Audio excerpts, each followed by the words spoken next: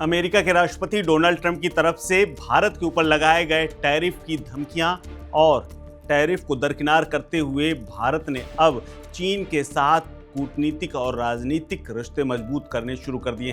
भारत और चीन के रिश्ते मजबूत होते हुए इसलिए भी नजर आ रहे हैं क्योंकि मंगलवार को एनएसए यानी राष्ट्रीय सुरक्षा सलाहकार अजित डोभाल ने यह कहा कि दोनों मुल्कों के रिश्तों में सुधार हुआ है। साल 2020 में गलवान घाटी में हुए सैनिकों के साथ झड़प के बाद चीन और भारत के रिश्ते थोड़ा तल्ख हो गए थे, लेकिन अब कारोबारी तौर पर ही सही लेकिन रिश्ते एक बार फिर से ट्रैक पर आ रहे हैं और इसी का असर है कि वास्तविक नियंत्रण रेखा यानी एलएसी पर इसका असर देखा जा रहा है। चीनी विदेश मंत्री वांग यी इन दिनों भारत में हैं और उनसे चर्चा के दौरान डोभाल ने बड़ी बातें कही। उन्होंने कहा कि पड़ोसी देश का रुझान अच्छा रहा है, दोनों देशों की सीमाएं शांत हैं, शांति और सद्भावना दोनों देशों में बनी हुई है और हमारे द्विपक्षीय संबंध भी और मजबूत होते हुए नजर आ रहे हैं। ये हालात ऐसे समय में हैं जब भारत और अमेरिका के रिश्तों में खटास तो ना सही लेकिन व्यापारिक तौर पर एक तनाव के दौर से गुजर रहे हैं और ऐसे में चीन के साथ रिश्ते सुधरते नजर आ रहे हैं। डोभाल ने कहा कि हम सबसे ज्यादा आभारी हमारे नेताओं के लिए हैं जो बीते अक्टूबर में कजान में मिले थे। ये नया चलन लाने में सफल रहे और हमें इसका काफी लाभ हुआ है।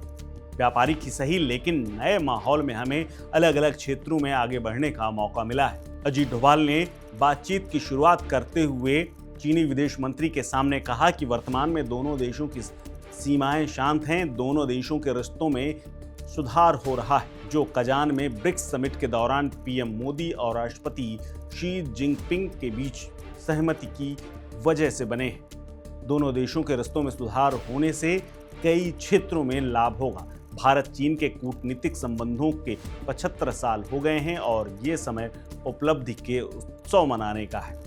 अजित डोभाल ने बताया कि चीन ने भारत के साथ रिश्तों को बेहतर बनाते हुए उर्वरक, रेयर अर्थ धातु और टनल बोरिंग मशीन के निर्यात पर लगे प्रतिबंध को हटा लिया है। चीन से अब भारत की ओर इसकी आपूर्ति शुरू हो चुकी है। ये फैसला चीन के विदेश मंत्री वांग यी और भारत के विदेश मंत्री जयशंकर के बीच हुई बातचीत के बाद ये नतीजा निकला है। इस कदम से एग्रीकल्चर, इलेक्ट्रॉनिक्स, ऑटो इंडस्ट्री और इंफ्रास्ट्रक्चर में सीधा लाभ होने वाला है। इसके बाद चीन की ओर से भी जवाब आया। विदेश मंत्री ने यह कहा कि हम दोनों पक्षों को हमारे नेताओं के रणनीतिक मार्गदर्शन का पालन करना चाहते हैं। रणनीतिक बातचीत के जरिए साझा भरोसा बढ़ाया जाए, सहयोग के जरिए साझा हितों में विस्तार किया जाए, सीमा से जुड़े हुए मुद्दों का खास तौर पर समाधान किया जाए ताकि हम अच्छे रिश्ते और आने वाले समय में इन संबंधों को आगे बढ़ा सकें।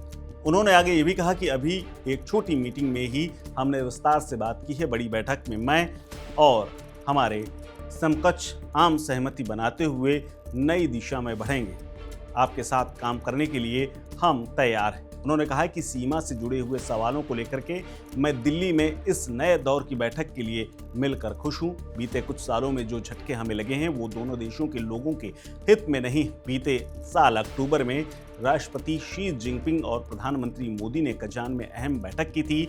बैठक में हमारे द्विपक्षीय संबंधों के विकास पर जोर दिया गया और सीमा से जुड़े हुए मुद्दों के समाधान पर बातचीत की गई थी। खास बात यह है कि भारत और चीन के बीच ये मीटिंग ऐसे समय में हो रही है जब अमेरिका के राष्ट्रपति डोनाल्ड ट्रंप ने भारत के खिलाफ टैरिफ युद्ध छेड़ रखा है।